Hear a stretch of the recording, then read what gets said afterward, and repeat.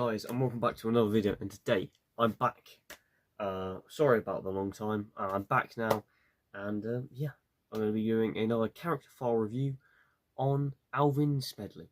Alvin Smedley made his first appearance in Last of the Summer Wine in 2003. It was originally intended to be a guest, but later evolved into a full-time regular character who would be in Last of the Summer Wine until the very end of the show. So it's quite cool that he had that whole thing, as in he arrived as a guest star and then was brought back and then retained with the show until it ended. So that's quite mad. I also like to say, before I properly get into the character file review, that rest in peace to Brian Murphy, who unfortunately passed away back in February. I actually had the pleasure of meeting him. I'd just like to say he was a very nice guy, and thank you. And yeah, I'll put some photos up on screen of the day I met him and stuff. But yeah, it was a really great bloke and a very, very funny man in all of the comedies he was in. And yeah. So I'm going to begin the kind of the character file part of it. Is Alvin was introduced, obviously played by Brian Murphy, Alvin Smedley. He was introduced as that guest star, as I mentioned earlier. So he had been in numerous other comedy programs and stuff like that, and so he was, obviously their creators wanted him, so they brought him in. And the first episode, I believe this is the first episode that Alvin appears in, he's on like a hang glider and he crashes into the front of Norman Clegg's house, which I think is mad because he went all the way up there. I think he was, near like Huddersfield or something like that, and he'd flown all the way over and eventually hits. I think the episode they try and get him to fly again, and I think what you see in that episode, he does have a really great bond with Billy Hardcastle, played by Keith Clifford. Frank Thornton obviously plays Truly, and Clegg, who is obviously played by Peter Sallis. So he's got a really good connection with those other three, which made the kind of the second quartet, as it was, a really good kind of stable kind of trio-esque group, and I really liked the four of them together. But effectively, Alvin replaced Tom in the trio, or quartet, if you want to say. Reflectively replaced him, so he kind of became like that fourth member, and Tom was kind of phased out into the background, as I said in my previous video about Tom. So yeah. So back to Alvin now. He's sort of become part of the main thing. In 2005, he actually did become part of the main thing, or was it 2004? 2004, 2005. That's when he started to get properly introduced as the character and build a whole thing. He eventually moves into Tom's house. I talked about him taking Tom's role earlier. He now takes his house, and he is closer to Compo, like in personality-wise and the stuff he does. He always mucks around with Nora Bassi. He takes a mick out of her. He doesn't love her or anything. He likes to just take the mick out of her and joke with her. So much so that they even go line dancing together outside the front. It's so random, but I just think that he brought a fresh bit of energy to the show, the same as Tom did previously, and Billy Hardcastle. But yeah, I think Alvin did a really great job of what he was given. Brian Murphy smashed it out of the park. It's a really tough act to follow when you have a leading actor like Bill Owen, who was just incredible in the whole of Last of the Summer Wine. For him to just suddenly not be there, you needed that gap to be filled. Maybe the people thought Tom wasn't that right fit. I don't know. Maybe that's what they thought. I personally think that he was very good. But to Alvin, I thought was a good, just a good all round, really good character, because him with Billy as well, that kind of joking around and mucking about, and also with Clegg and Truly, and that together really kind of brought back the vibes of the old kind of era and stuff. And they take out the mick of Alvin for being short, even though he's taller than Clegg, and it's a bit funny. And they muck around. There was one episode where they go hunting for goldfish and all of his other stuff. The episode with the bottle, don't know if anyone remembers that, where it says they've actually won half price on a new kitchen in the bottle that's floating down the river. There's loads of great moments with them together. And Entwistle, that's something I need to get onto. Alvin and Entwistle, they get on really well. I like their dynamic. It's sort of supposed to show that it's similar to Clegg and Compo, their dynamic, which I think is a good thing to do, really. So I don't force it on. And then with Billy, with them, so when you have Billy, Alvin, and Entwistle, I thought, wow, that's a really great trio that they would set up in the future. Unfortunately, they didn't, because Keith Clifford, who plays Billy, left the program. I don't know why, but there's some reason out there on the internet. Yeah, so them three together, I thought would have made a really good trio. No offense to Russ Abbott, what he did in the future, but I think that trio would have been pretty good because obviously Clegg and Truly were getting old and they were slightly being phased out. So they were just kind of more background kind of characters in a way, in comparison to the main plot, which would be Alvin and Entwistle, and then Billy. But then they would that would have been a good dynamic. I don't know why they didn't do that, but yeah. So that kind of dynamic though that Alvin does have, he just fits right in with every Last of the Samurai character. I feel like he's not too over the top or stuff like that.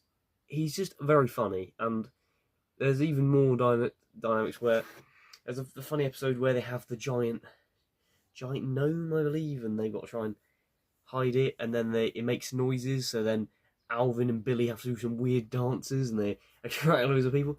I mean, it was just a good time. I say the early 2000s of Lost of Some Wine, I think were good. I think it doesn't get as much praise as the other eras of the show, which is perfectly understandable. But yeah, I just feel like it was a good dynamic between everyone there. There's one episode of Last of the Some Wine, I can't remember the specific name of it, but it's where Alvin tries to get a photo of Nora Batty smiling, and he ends up getting a photo of Nora Batty smiling, and he ends up putting it in his bedroom, where he has like a little rocking body, so it's like a clock, and it's actually quite funny. I just thought I might mention that. That was a really funny episode. I think they try and get a photo, and eventually he gets one. But moving on to that kind of trio dynamic, as I said earlier, I feel like it just worked well, and I feel like the reason they worked well together was I just felt like they did. They worked very well together. But Billy leaves, all right. So then there's just Entwistle and Alvin and Truly and Clegg. So that kind of four. So it's now a quartet again. And I think that they work well together, but it's very clear that it's just they wanted Clegg and Truly to be phased out, and then they were like, "Oh, what do we do here now?" So then they get Hobbo, who's played by Russ Abbott, and their dynamic, shall I say, it's a bit weird, really. I do like them. I think they're all right, but they're just not up there with. When you think of Lost of the Summer Wine, you don't necessarily think of this trio, which is no offense to them. It's just that's what most people wouldn't say about Lost Summer Wine. But Alvin, Entwistle, and Hobbo, I think do get on really well. For the two series they're together, but it just doesn't feel the same in a way. But yeah, that's kind of what I've got to say on their kind of trio. I would have preferred it if Billy had been in there. But yeah, I think it's pretty good. Moving on to some of my favourite episodes, The Swan Man of Ilkley. Now, I've got to mention this episode because it does feature Alvin, Billy, and Entwistle, and, to top it off, Clegg and Truly. And obviously, Tommy Cannon, who I had the pleasure of meeting, and Bobby Bull. So, this episode, The Swan Man of Oakley, I think is a really good episode because it shows all of them working together, and it's just funny through every single part of the episode. Absolutely amazing. The one part I will say about it, though, that is amazing, is when they're trying to get the swan back, and Alvin, basically, Truly swings a rope, and he, puts it over there to get the swan back, and then Alvin goes down like that on the proper, string and all that, and he goes and he lands straight through it, and then he grabs a rope and he falls out of it, and that's just, it's just funny. I think that it was brilliant. it is quite clear that they wanted to project a lot of the personality traits of Compo into Alvin, which I think was good. And he didn't come off as like a carbon copy, because he was obviously a lot more neater and tidier in comparison to that of Compo. But yeah, I did like the fact that they did take some elements of Compo's character and inject them into Alvin's, which I thought was a very good choice to do. And obviously something else that is quite obvious is they wanted him to be that Compo character. And I mean, fair plays to them. I feel like that was a good decision, because you could have gone in the complete opposite direction and made my character very different. Like I'd say, Billy is very different in a way, but Alvin, I think, was amazing.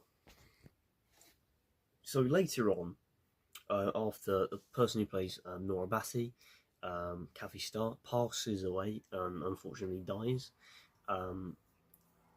Alvin's left with no one, effectively living next door, apart from Nora Batty's sister turns up, Stella. So he then has her to kind of grapple with. There's sort of, I feel like, more of a romance between these two. Not necessarily a romance, but sort of like, there's sort of something going on there. They don't like each other, but they like each other.